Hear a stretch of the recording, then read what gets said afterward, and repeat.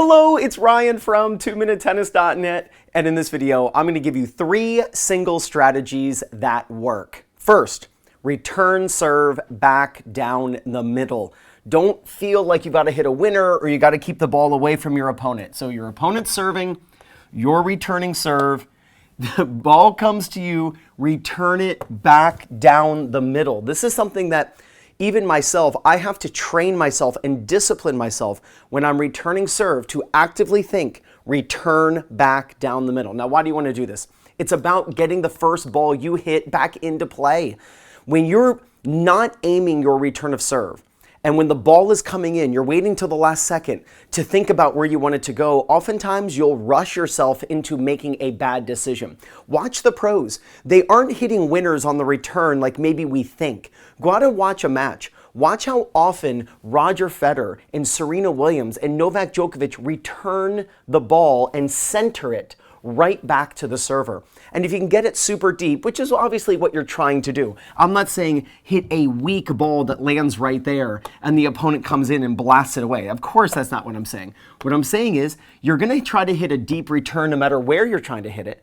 I just want you to hit it back down the middle to give yourself margin for error on each side. But the nice thing about hitting it back down the middle is if your opponent is of a certain level that pulls them into the court on their serve, when you hit the ball really deep, you can pin it at their feet. So the next time you go out and play, why am I saying the next time you play? Every time from this point forward you go out and play, when you return serve, actively think, I'm going to return this right back down the middle. You'll be shocked how often you break serve.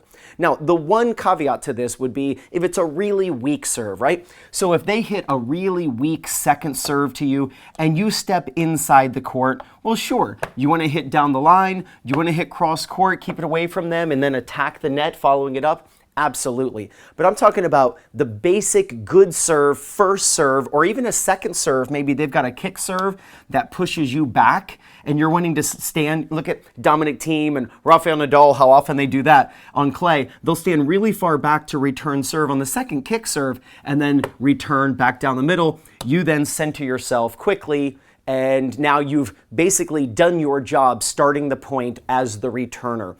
You can't break serve if you miss the return.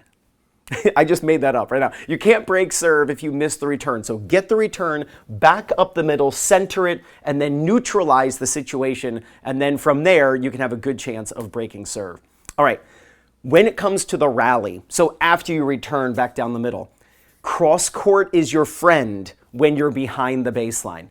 You want to hit most of your shots cross court. So if you're over here, say you're right-handed, and you're hitting a forehand, I want you to hit the vast majority of these shots cross court. It's a longer distance. Yes, it's a lower part of the net than the down the line. Shouldn't make much of a difference, especially when we talk about the third tip. But it is a lower part of the net by a few inches than the down the line, so that will make a difference every so often. But the fact that it's a longer court is a huge difference. The court diagonally is 82.5 feet. The court straight ahead is 78 feet. That's 4.5 feet longer cross court. So if you hit a ball that lands a couple feet long, it would have been down the line. It would have been a couple feet in if you had hit that ball cross court. So hitting the ball cross court is going to make you more consistent from a length perspective. It also gets you in position for your opponent's next shot. See, when your opponent's over here, hitting a forehand, you don't want to be directly in the center of the court because then you are giving up the cross court. So this is why you see the pros, they often stay slightly on the opposite side of the court as the opponent. And if the opponent is over here, then you'd actually want to be slightly on this side. Again, this is to bisect where they can hit the ball. The only time you should really be in the middle, I shouldn't say the only time. One of the most common times you're going to be in the middle is when your opponent is striking the ball from the middle. When the opponent is making contact with the ball in the middle, then you should be in the middle. As they move this way, you're going to move slightly this way, not because you're expecting a cross court, but because you're bisecting the down the line and the cross court shots. And hitting cross court makes it so that you have a shorter distance to recover. See, if I hit the ball cross court, I only have to move to here to bisect where they can hit the next shot. But if I had been here and I hit down the line Now I have a much farther distance, which means I have to run much faster. And if I don't get there in time, they might wrong foot me by hitting down the line. Hitting cross court has so many advantages over hitting down the line in a rally situation when you're behind the baseline. So when you're behind the baseline, hit the vast majority of your shots cross court. And you'll be shocked how consistent you are and how you just always seem to be in the middle of where your opponent can hit their next shot.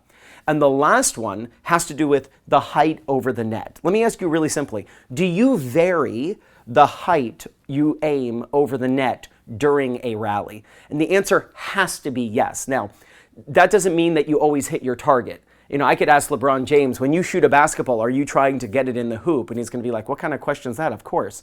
That doesn't mean it always goes in the hoop, right? So varying the height is aiming, not execution. We are trying to vary the height. And myself and Roger Federer and Serena Williams included, we don't always hit our targets.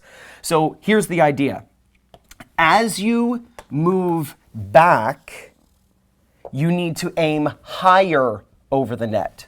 And as you move in, you need to aim lower over the net. This is what I typically see players vary. They vary the speed they hit the ball. When you move forward, I don't want you to hit the ball out and then go, I hit it too hard. You didn't hit it too hard. You hit it too high over the net for the speed you hit. So as you move in, you want to aim lower because then, since the court is shorter as we move in, it's going to help gravity and spin bring the ball down before the baseline. What I see players do when they move back way behind the baseline is they hit the ball harder. You see this all the time. Players move back and they hit it super hard because they know they have a farther distance to make the ball travel. Well, hitting the ball harder isn't going to get it to travel farther, especially if you don't lift it, because what ends up happening is players hit it hard and it just goes straight into the net. So what you want to do when you move back is aim higher over the net. I'm not saying hit a lob. I'm just saying hit higher over the net. No different than a football quarterback throwing a short pass to a wide receiver is going to be a lower trajectory than if they move way back and they throw a bomb that goes really high. It's no different. As you move back, aim higher over the net. And as you move into the court, aim lower over the net. And you'll be a lot more consistent. And you'll be able to hit the ball deep, especially when you move back. And depth is so important when you're playing singles. So when you return serve, actively aim right back down the middle. You'll be amazed how often you break serve.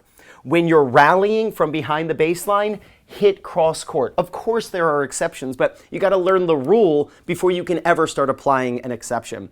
And vary the height over the net. You aim in your mind. As you move inside the court, aim lower over the net. And as you move back, aim higher over the net. You follow these 3 single strategies, and there's no doubt you're going to gain confidence, win more matches, and play much better tennis. This is Ryan Reedy from 2minutetennis.net. You got this.